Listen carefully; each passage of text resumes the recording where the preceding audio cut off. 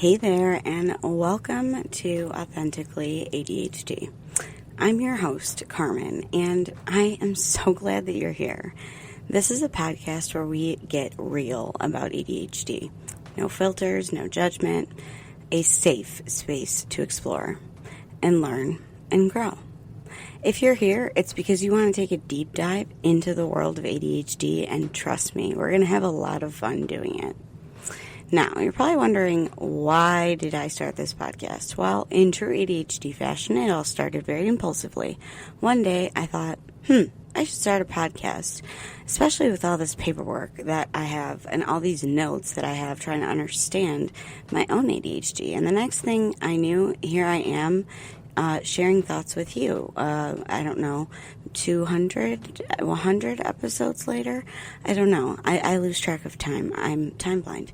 Are you?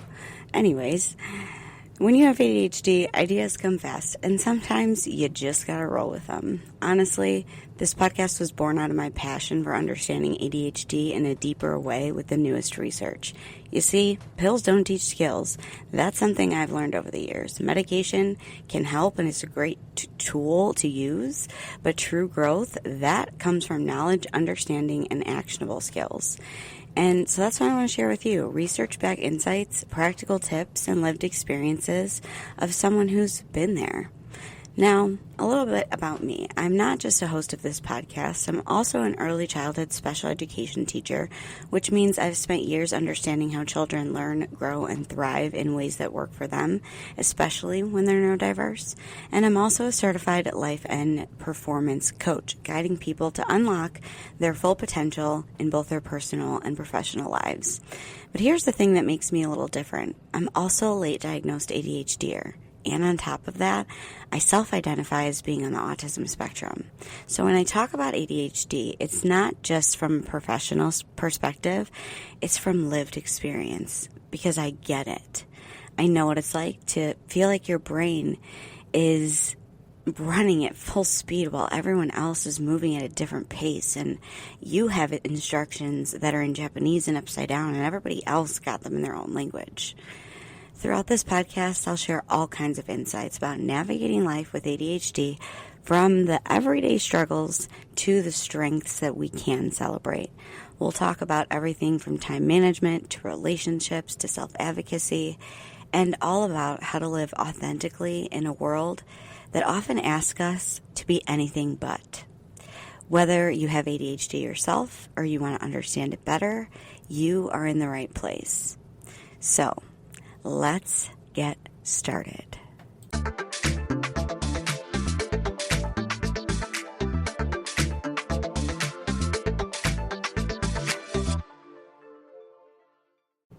Hi, this is a disclaimer that I am a early childhood special education teacher. I am a certified life and performance coach, and I am a podcaster. All right, I am not a medical doctor, and none of this information should be used in supplement of a medical professional and or therapy.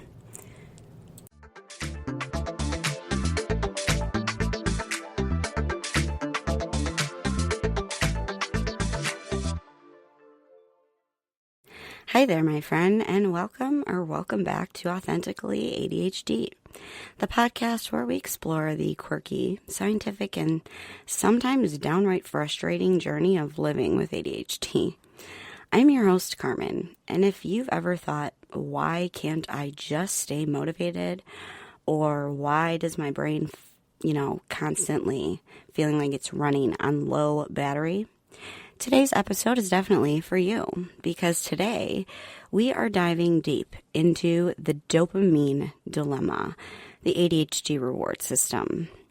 We're going to unravel mysteries of how ADHD affects our brain's dopamine pathways, why motivation feels like a fleeting dream, and what we can do about it. So, buckle up, folks. This is going to be a neurodivergent roller coaster. And yes, there will be some science, but I swear I will make it as fun as possible. And I always make it understandable, right? because a lot of the times dopamine is misunderstood.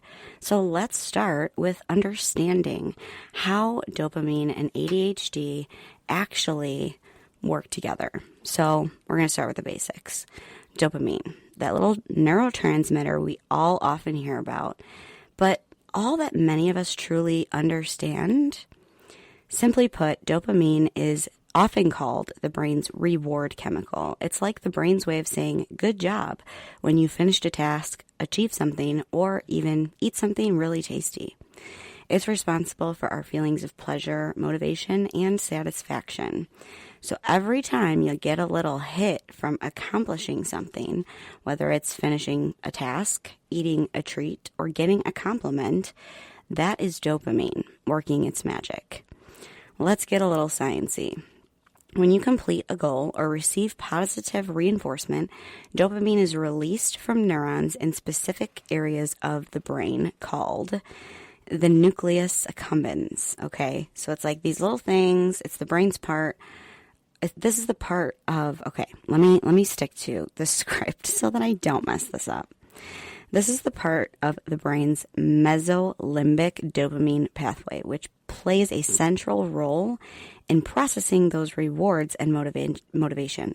So essentially, dopamine helps your brain recognize rewards, form habits, and reinforce behaviors that you find pleasurable or rewarding. Sounds good, right?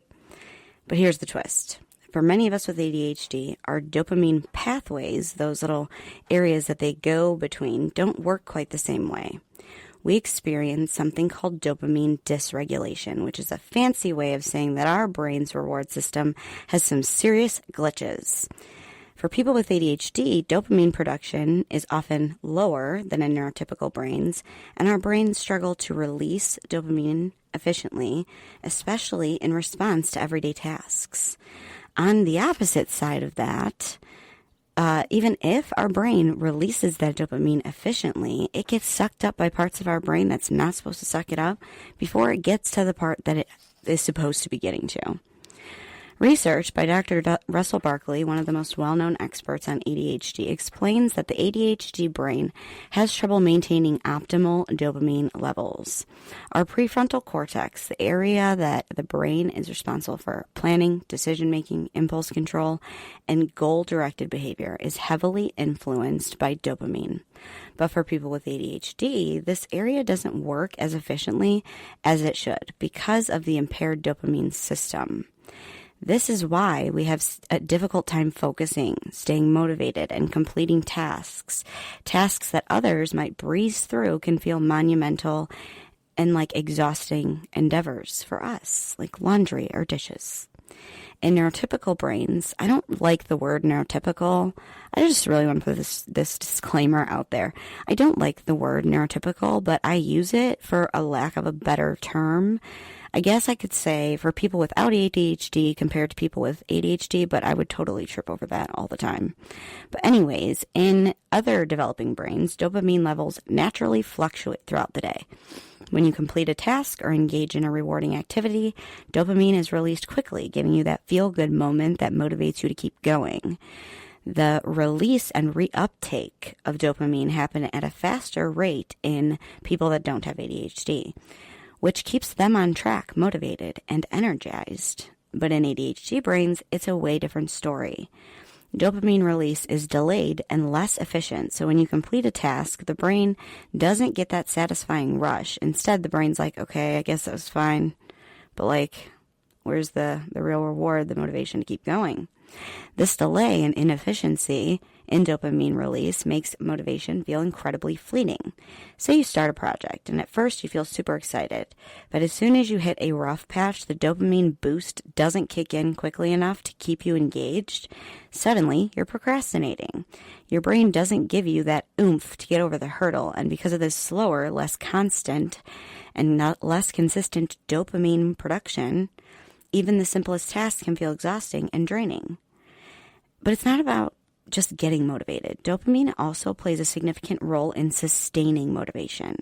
Our brains with ADHD need more stimulus stimulating or urgent tasks to maintain motivation. That's why deadlines or high-stakes projects that don't provide that might feel easier compared to daily chores or long-term goals or daily things you like, just those mundane things that do not provide the immediate rush of dopamine.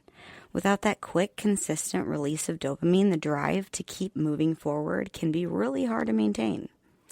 To make matters even trickier, this dysregulation of dopamine isn't just about motivation. It's also tied to emotional regulation. Research has shown that individuals with ADHD often have lower dopamine levels in the ventral striatum, a brain region involved in processing rewards and emotions. This leads to not just difficulties with motivation, but also with self-control and emotional stability. We might feel more impulsive or more easily frustrated and have a lot more difficulty managing stress, all because our dopamine system is not functioning at full capacity. This is why people with ADHD often experience emotional highs and lows. When we're excited about something, our brains flood with dopamine, creating a feeling of euphoria, which sometimes can look like mania, but it's not. Our brains just are flooded. Now, when we're not engaged, there's no external stimulation to help release dopamine. We may feel listless, unmotivated, or even seem emotionally flat or anhedonic. Just like the anhedonia reference that I made in that episode. It's like our emotional thermostat is stuck, and it's tough to keep things regulated. Now, it's not all doom and gloom. The fascinating part of this is that research shows that we can hack our dopamine system, but by understanding the science behind dopamine regulation, we can use dopamine-enhancing strategies to make everyday tasks more rewarding, build motivation, and ultimately work with our brains to improve productivity and well-being. And we can do this in a healthy way instead of, the person who rolled over to their phone to get that immediate dopamine instead of continuing the tasks. Let's break it down a little further with a concrete example. Imagine you're tasked with writing a report for work or for school. This might not be something that naturally excites you, so your dopamine system is already at a disadvantage. Your brain isn't going to provide that motivation boost the way it would if you were working on something that you love. So you sit down, and after 5 minutes of staring at a blank page, your brain is like, this is boring, I'll just check my phone for that quick dopamine. Why does that happen? Because your brain isn't getting that dopamine reward for completing a task. It's also struggling to release dopamine efficiently, and you're not feeling that internal drive to keep going. So what do? You have to manipulate the situation and make it more rewarding. So instead, try using a timer to race. Try the Pomodoro technique, where you work in 25-minute bursts and then reward yourself with a break. You're tricking your brain into getting small dopamine hits throughout the process, and you're making it manageable and more motivating, and you're doing it in a healthier way. Dopamine is kind of the star of the show when it comes to motivation, pleasure, and reward for those of us with ADHD. The dopamine system is wired a little differently, and we don't get those quick boosts for motivation from completing tasks. Our brains struggle to maintain a steady flow of dopamine. But now that we understand how it works, we can make conscious, science-backed changes to boost dopamine and make our brains work for us instead of fighting against them.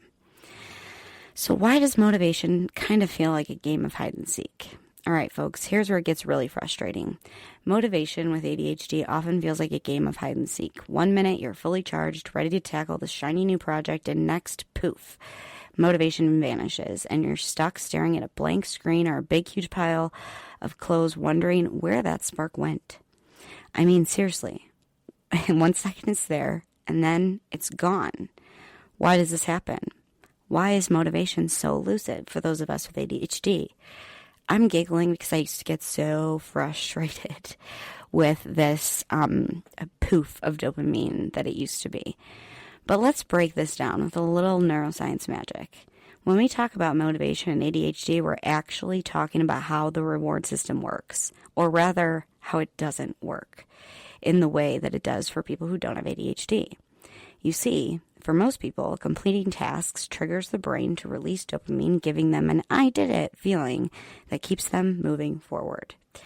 The sense of accomplishment, satisfaction, and reward comes from checking off an item on your to-do list is dopamine at play. It's like your brain's little attaboy movement. But for those of us with ADHD, that dopamine release is either weak or delayed, so there is no movement.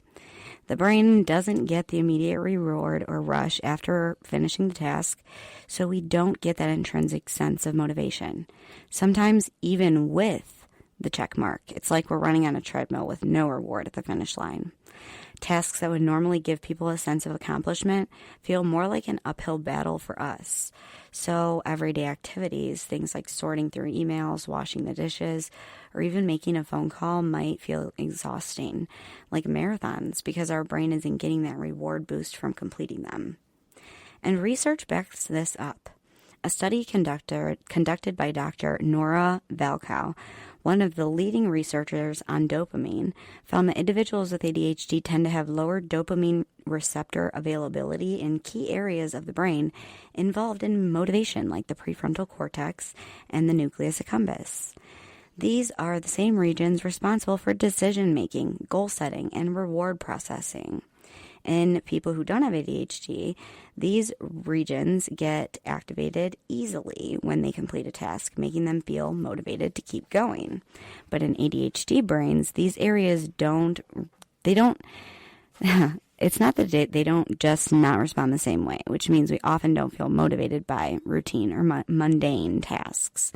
This delay in dopamine release is exactly why we struggle with routine activities. Even though we might logically know something needs to be done, and it might even be super important, our brain doesn't get that quick reward feeling that drives motivation. So instead of diving in, we can get stuck in a motivation void, where we're overwhelmed by the task, but we don't have the energy or drive to start. But here's the kicker. ADHD brains don't just need dopamine. We need more stimulation to get started and to keep going. Research by Dr. Thomas Brown, a leading ADHD expert, reveals that ADHD is characterized by activation problems, meaning that our brain is not as easily switched on when it comes to tasks that don't come with immediate rewards. Dr. Brown explains that ADHD brains have a harder time with tasks that require sustained focus over time, which leads to difficulty with things like planning, organization, and follow-through. This is why sometimes we feel like we're fully engaged with a high-stakes project, but struggle to get started on something that feels less exciting, like cleaning the house or routine phone calls. You might just start working on something new and exciting, and then bam, your brain gets a jolt of dopamine because you're in an environment that offers more novelty or urgency. The attention is activated and you're off to the races. But as soon as the task loses its urgency, the dopamine drops, your motivation crashes, leaving you stuck. It's like being on a roller coaster, up 1 minute, down the next. This is exactly why tasks that are high stimulation, like working under tight deadlines or handling last-minute emergencies, often feel easier to dive into. There's that built-in dopamine trigger, the urgency, the challenge, the excitement. But once that excitement fades, you're left with routine stuff. You don't get that same stimulation, and your brain doesn't fire up to tackle it. In our typical brains, dopamine is released in a steady, regulated flow. But for those of us with ADHD, it's a bit more like trying to fill up a bucket with a leaky hose. You can start strong, but the motivation leaks out as soon as the task becomes less exciting or stimulating. It's a struggle, and it can feel like trying to get started on a task that's already drained you of energy before you even start. So let's take a real-world example. Let's say you need to clean your living room, all right? For someone with ADHD, it's easy to see how this can feel like an insurmountable challenge. The clutter is overwhelming and the task seems endless. For most people, starting the process, even if it's just putting the laundry away, triggers a sense of accomplishment, a mini dopamine boost. But for us, not so much. We don't get that little high for the mundane tasks. It can feel like we're stuck in a loop of avoidance. The brain just doesn't get that immediate reward. Here's how it might play out. You know you need to clean, but you're stuck. The dopamine isn't flowing, so you avoid the task, feeling both frustrated and guilty. It's like a pressure cooker with no relief. The longer you avoid it, the more your brain tells you it's not worth it. This is why the idea of just do it doesn't work for us. Without that dopamine boost, it can feel like starting is the hardest part. And the longer we wait, the worse it gets. So what's the solution? How do we break the cycle? Well, one way to overcome this activation problem is by making tasks more stimulating or simplifying the barrier of entry. The good news is that there are ways to trick your brain into thinking that the boring task is more exciting or urgent or easier. But we'll get into that in the next segment, where I'll share some science-backed strategies to boost motivation and get that dopamine flowing, even for tasks that don't seem rewarding at first glance. Before we jump into solutions, let's take a moment to recognize something important. ADHD motivation is not about laziness or willpower. It's about brain chemistry. Understanding that our brains are wired to need more stimulation to feel motivation is key. You are not lazy or unproductive. You're simply working with a different set of rules. Once we embrace this and understand how dopamine works in our brain, we can start using strategies to hack the system and make those tasks feel more rewarding. Now, before we hear strategies, let's hear a word from our sponsors.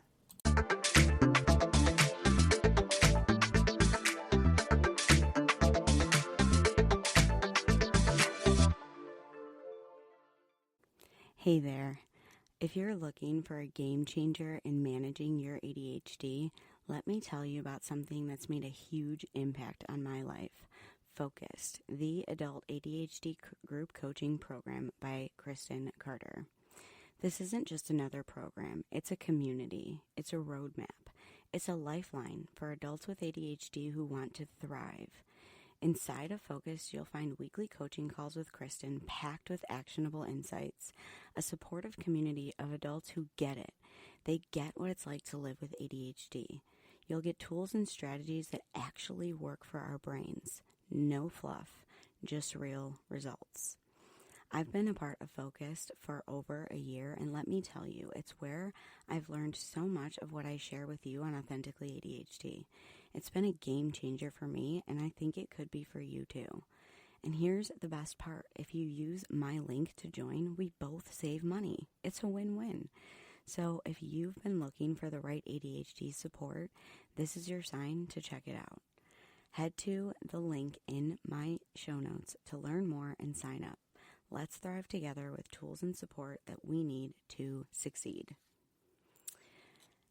Are you also loving what we're doing on Authentically ADHD but want to take your experience to the next level? Well, I have got something for you. Introducing the Authentically ADHD Patreon, your VIP pass to the ultimate ADHD support hub.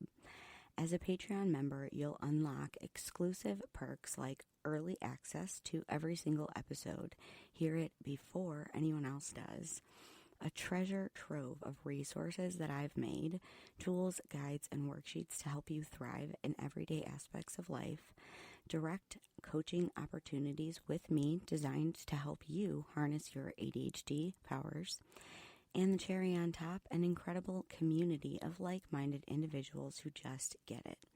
You're not alone on this journey, and together we can be unstoppable.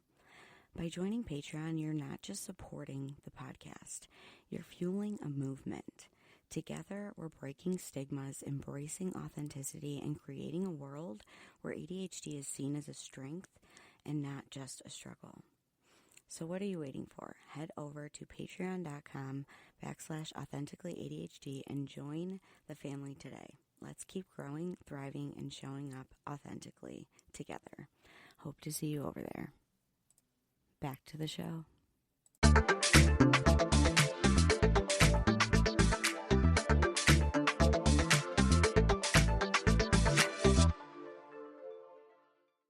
Alrighty, back to the things that we struggle with the most. Impulsivity, the sure, why not reflex, Ever agreed to a new project even though your to-do list is already sobbing in the corner, or blurted something out before your brain had some time to apply any of brakes? This comes from underactivity in the orbitofrontal cortex and the anterior cingulate cortex, both are which they involve self-monitoring, decision-making, and inhibition or impulse control. Combine that with low dopamine, and it's easy to chase novelty over long-term plans. You're not reckless. You're just wired to respond now and reflect later. It's like having a Formula One engine with bicycle brakes. Organization. That pile of paper, the 3 dozen half-finished notebooks, the kitchen counter that became a drop zone. ADHD organization issues aren't about laziness. They're about executive overload. Research shows that deficits in working memory, our mental sticky note, and spatial working memory, keeping track of physical space and items, are common in ADHD. The result, you need to forget what you're organizing while you're doing it. Plus, the ADHD brain often has trouble with sequencing tasks, knowing what step comes next, making cleanup feel like solving a Rubik's Cube blindfolded. Your space isn't messy because you don't care. It's messy because your brain is navigating a non-linear maze of thoughts, priorities, and distractions. Next up is follow-through, the ghosting of all the great ideas. You start a plan or project with fire. You've got a vision board, the playlist, the perfect planner, but then crickets. The momentum fades and the shame creeps in. This is a classic combo of the dopamine drop-off, time blindness, and executive fatigue. You lose the novelty buzz, and then you get started, and your brain doesn't get enough reward from mid-task progress to stay engaged. Studies have shown that ADHD brains have reduced sustained attention capacity, especially in the monotonous or delayed reward tasks. It's not that you're flaky, it's that your brain's fuel tank runs out pretty much halfway through the trip. Starting a project with ADHD is like lighting a firework and then realizing halfway through the show that you're missing the fuse. The emotional weight of executive dysfunction. Here's where it gets real. Navigating life with executive dysfunction is more than just inconvenient. It's exhausting. It's demoralizing to know that what needs to be done, and we're just not able to do it.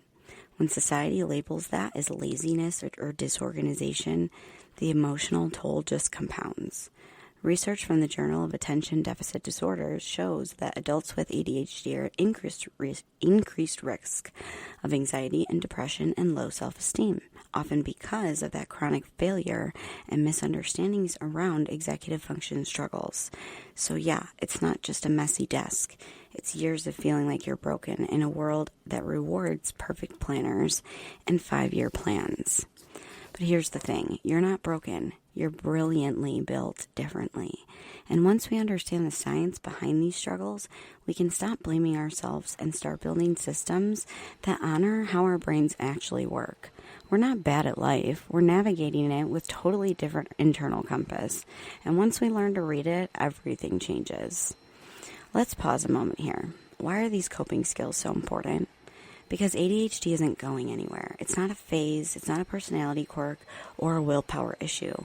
It's a lifelong brain-based condition, and executive dysfunction doesn't magically vanish with adulthood or a planner from Target, although the stickers do help. But here's the good news. Our brains have neuroplasticity, the ability to rewire, adapt, and change over time.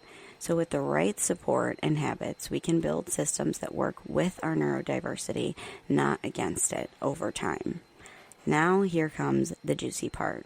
7 ADHD-friendly coping tips. 1. Break big tasks down into bite-sized pieces. Why does it work? It reduces overwhelm and activates the reward center with small wins.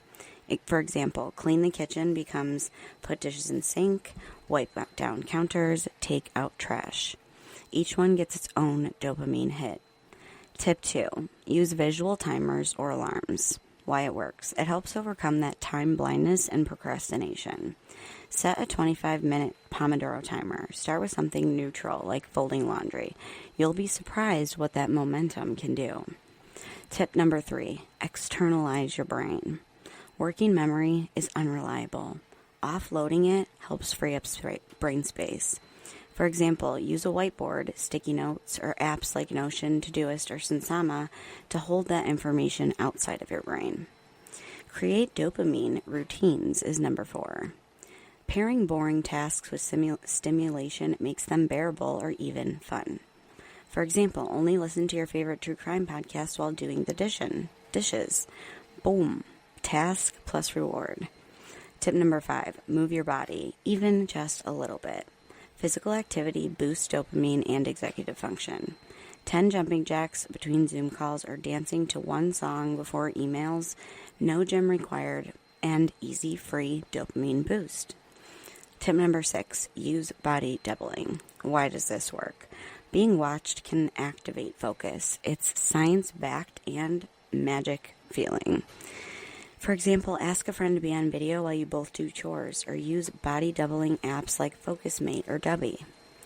Tip number 7, practice self-compassion. I know, you cringed, but it works because shame shuts down executive function. Self-kindness activates your parasympathetic nervous system. Hello, calm. Now, say, this is hard because of ADHD, not because I'm lazy. I'm doing the best I can today. My final thoughts for you today is that our brains work differently, but they still work. Living with ADHD and executive dysfunction is not easy, but understanding your brain is the first step to reclaiming your power. This isn't about fixing yourself. It's about supporting yourself so you can show up with a full, vibrant, neurodivergent brilliance that you are. Give yourself permission to try new strategies, fail, try again, and celebrate every win, no matter how small. Because small wins over time build big self-trust. And remember, you're not alone, you're not broken, you're wired differently, and that wiring is worthy of understanding, love, validation, and support. If today's episode helped you, made you laugh, or gave you one of those wait, me too moments, share it with a fellow ADHDer, or leave a review. And if you want even more resources, coaching, or ADHD magic, head over to my Patreon page or follow me in any area in my Linktree in the show notes. Until next time, stay authentic and we will talk soon.